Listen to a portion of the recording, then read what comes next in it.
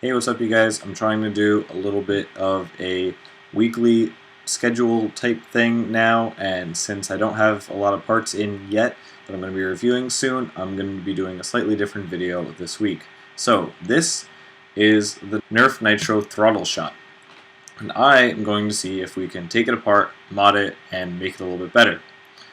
So as you know, these things have a ton of locks.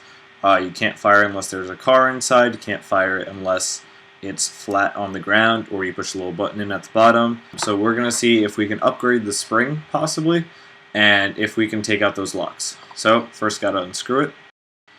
Once you're done unscrewing everything from one side, all of those screws are the same size, so you can just put them all together.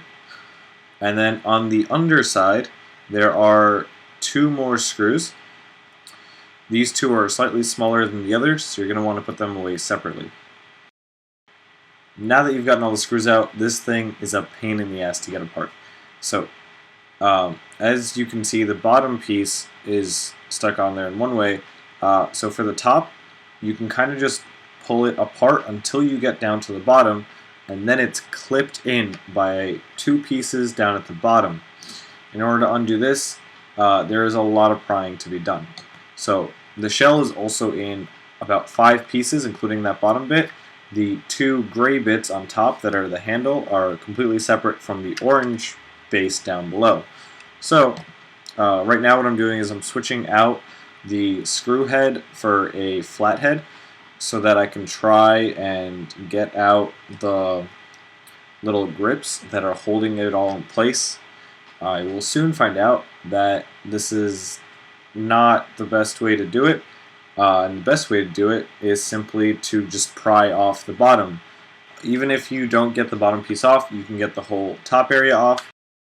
And here we see how this trigger works. So the catch by default is being pulled downward by the catch spring. When you pull the trigger, what you're actually doing is lifting up the catch using that long rod, which explains why I hate this trigger pull so much. So now you can see me doing is trying very hard to pull this thing apart, but it's not going to work without getting off that bottom piece, which as you can see here, you can just bend from the back until it gets past that part. I believe the end of it, right near where those little pieces are in, is completely glued in, and this makes it nearly impossible to take off. So what I did is I just bent it until it gets clear of the two pieces that clip in, and then you can take them off. It's not a pretty process, but I couldn't figure out any other way to do it. If someone else has a better way, please let me know down in the comments. This is how I did it. As you can see, there are a bunch of pieces falling out. Don't worry, none of these are useful. In fact, almost all those little pieces are part of locks that prevent you from firing the blaster without either a car in or it being on the ground. As you can see, the piece that would be the equivalent of the plunger rod or the pullback handle is one piece that is separate from the rest of the mechanism. So you can just take that completely off. And as you can see, there's a spring on there. That is actually the return spring, because when you prime the blaster, the pullback rod thing goes back automatically and does not affect the rest of the blaster functioning. It's simply there to pull back all the other mechanisms. So I'm just dropping pieces as I try to get that bottom plate off, but that bottom plate does not want to come off, and it is attached to the rest of the mechanism. Okay, so here you see how the spring works. It is simply that whole piece gets pulled back, gets caught, and then springs forward.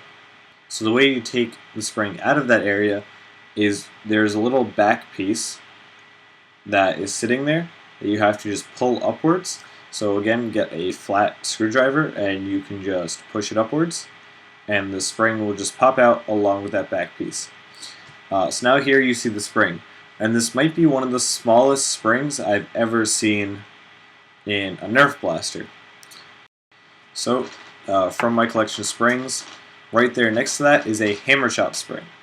So you can see the difference there. The stock spring in the Throttleshot is even smaller than a hammer shot spring. And while the hammer shot spring might be an upgrade, maybe if cut down, it still doesn't fit. And next to it is a K26 spring. So no, it cannot take a K26. Even if you use smaller pieces of K26, like this piece, which is about the same length as the stock spring, it simply does not fit in that area, as you can see. So as you can see, the hammer shot spring will not fit because you have to push it into that little hole there, and it has to be able to fit inside of that. So unless you go to like Home Depot or another hardware store and find a spring that's the same diameter, you're not going to be able to upgrade the spring. So all we can do is put it back together without the locks, and at the very least you'll be able to launch cars at people without it having to be on the table.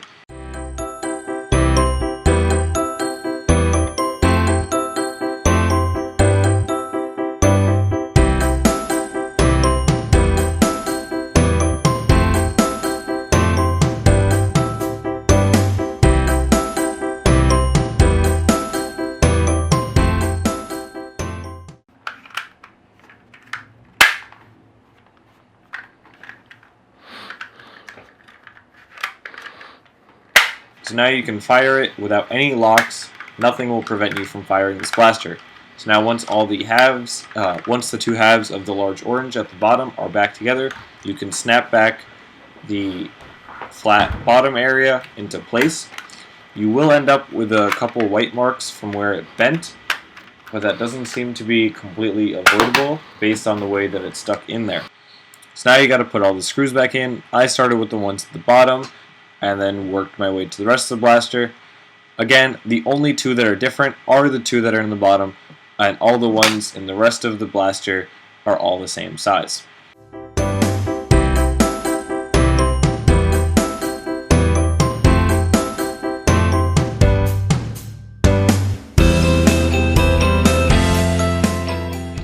So once you have all the screws back in, you are now all set with your not really modified, but kind of modified Nerf Nitro throttle shot. And that's it for this video. Join me next week as, depending on what I get in the mail first, I either test the new Raytheon waffle darts or test a ton of aftermarket motors. Thank you for watching. Subscribe, all that fun stuff. Okay, bye.